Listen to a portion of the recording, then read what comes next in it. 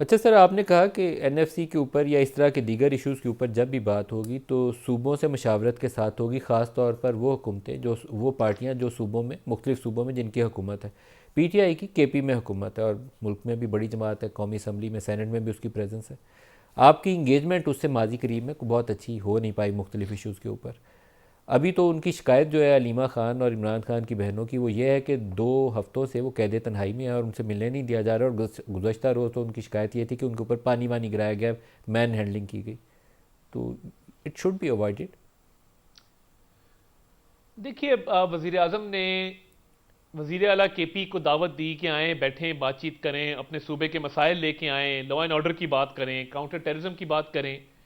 वो बहुत सारे इजलास हुए जिसमें वो नहीं आए। ये उनकी अपनी मर्जी है। वो समझते हैं कि वो एजुकेशन पॉलिसी देने की उन पे कोई ऑब्लिगेशन नहीं है, हेल्थ की पॉलिसी बनाना उनके जिम्मे नहीं है, infrastructure development, laptops, innovation, IT, ये तमाम चीज़ें वो समझते हैं उनकी जिम्मेदारी नहीं है। ये उनकी अपनी सोच है, अपनी सियासत है। वो समझते हैं बतौर पॉलिटिकल वर्कर वो और सियासत करना चाहते हैं, ऑप्टिक्स की, सोशल मीडिया की, ज़रूर करें, उस पर उनका अपना एक राइट है। तो हम तो उनको कहा कि बातचीत करें, उन्होंने नहीं की। तो हमने फिर बेहतर समझा कि 27वीं आईनी तरमीम में हमने एलाइड पार्टी से बात की।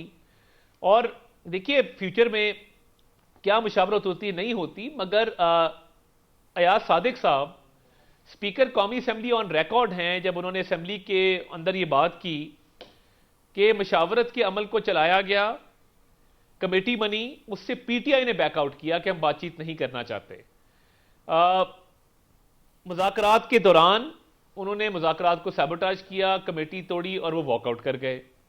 तो देखिए, गवर्नमेंट ने तो हमेशा कहा कि जी बातचीत होनी चाहिए, बातचीत चलनी चाहिए, सियासी टेम्परेचर नीचे आना चाहिए, मामलात आगे बढ़ने चाहिए, मगर उसको रेसिप्रोकेट नहीं किया गया। जहां तक उनकी बहनों का ताल्लुक है, देखिए मैं कल भी देख रहा था कि देखिए ये खवातीन पुलिस एहलकारों को जिन्होंने गालियां दी वो तो किसी को नजर नहीं आया, और गलीज गालियां दी गई खवातीन पुलिस एहलकारों को सरेआम, और वहां पे कोई मर्द पुलिस वाला इनको इनके नजदीक भी नहीं आया। और हर चीज की वीडियो मौजूद होती है, छोटी से छोटी चीज की वीडियो लगाते हैं।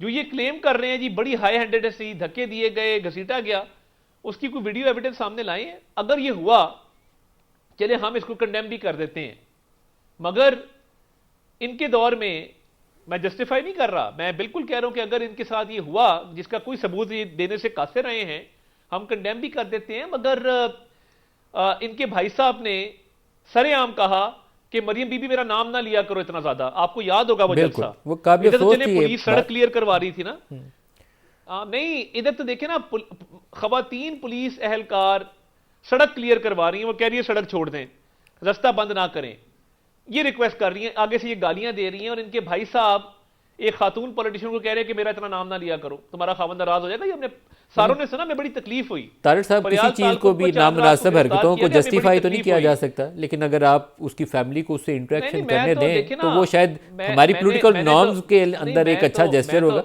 फैमिली की मुलाकात आपकी होनी चाहिए। आपकी बात तो मैं आप नहीं देखे ना, मैं तो पहले ही कहा कि अव्वल तो अगर ये हुआ जिसका इन्होंने कोई सबूत नहीं दिया, ये तो मतलब गाड़ी से उतरते तो वीडियो बनाते हैं, गाड़ी में बैठते भी वीडियो बनाते हैं, कोई इसका सबूत नहीं इन्होंने दिया कि हाई हैंडेड हुई नहीं है। सर, मुलाकात तो नहीं हुई ना, देखिए, मुलाकात हर क्यों नहीं हो चीज रही? का एक कानूनी देखिए एक कानूनी प्रोसीजर मौजूद है।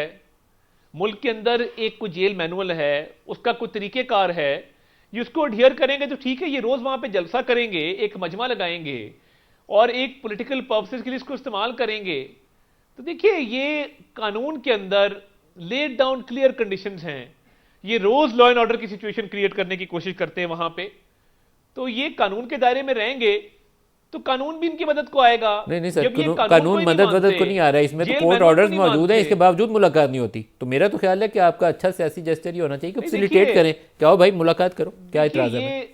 ये ये उसको सियासी डेरे के तौर पे चलाना चाहते हैं ना जेल को, कि डेलीगेशन के डेलीगेशन आ रहे हैं और वो रोज एक वहां पे मेला सा लगाने की कोशिश कर रहे हैं। नंबर्स इनके फिर भी नहीं होते। मगर हैविंग सेड दैट, मैं तो यही कह रहा हूं कि एक कानून मौजूद है, ये कानून को मानेंगे तो कानून इनको मानेगा। ये नहीं हो सकता कि ये कानून को ना माने और साथ कहें नहीं कानून हमारी माने। तो ये डबल स्टैंडर्ड चल नहीं सकता। क्योंकि गुज़श्ता रोज़ जो थोड़ी सी एक तलखी पैदा हुई तो उसके बाद उन्होंने कहा कि आप हमारे साथ पिंडी में जो कुछ कर रहे हैं कर लें, फिर केपी में हम आपके साथ करेंगे। तो ये तनाव अच्छा नहीं है। पाकिस्तान को चाहिए कि एक एमिकेबल पोलिटिकल इन्वायरमेंट हो।